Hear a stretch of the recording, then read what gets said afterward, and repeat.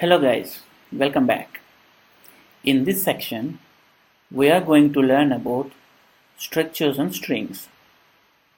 Okay, so till now you may have seen all the examples based on integer values only, but this is a totally different section.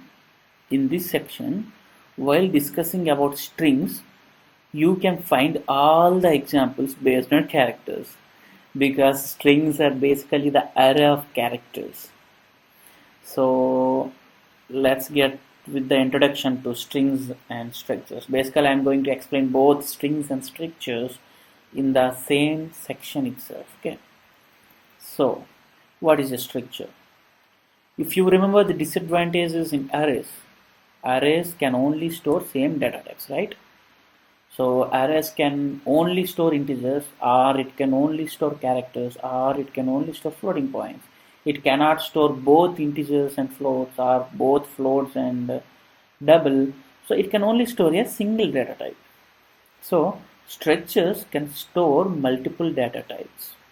So the disadvantage of arrays is the explanation for structures. Okay, structures can store multiple data types. So it can store a int, a char, a float, a double, all these different data types at the same time. Okay, so structures can store multiple data types. So basically, structure is also a user-defined data type. Okay, because we are going to declare the structure. It's not a predefined. It's a user-defined data type. So the syntax. So first comes the keyword. Whenever you see a keyword struct, struct, struct, whenever you see this keyword, that means it is a structure. Okay. So the keyword struct represents the structure.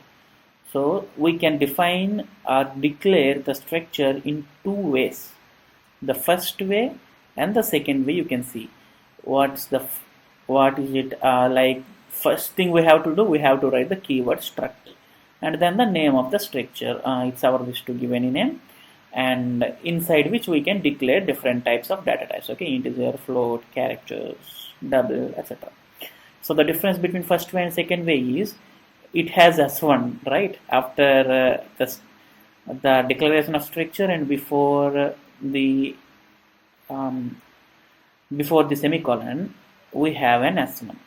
So why we have added s1 and what is s1 basically called? No worries guys, we are going to see when we are going to declare, or when we are going to see the declaration of structures in further lectures. So accessing the members in structures.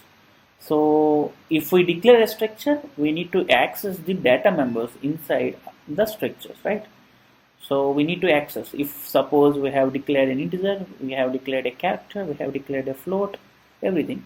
So we need to access an integer value. So how to access those data members? Okay. So there are two ways. One is dot operator and the other is structure pointer. Okay. So by using the dot operator or by using the pointer operator, basically the dot operator itself says us that it involves a dot, and the structure pointer is nothing but it uses a arrow mark. Okay. So these are the two ways to access the data members inside a structure. So we are going to discuss it in further lectures. Okay. So here comes the strings. So what is a string? As I have already told you, strings is nothing but the array of characters.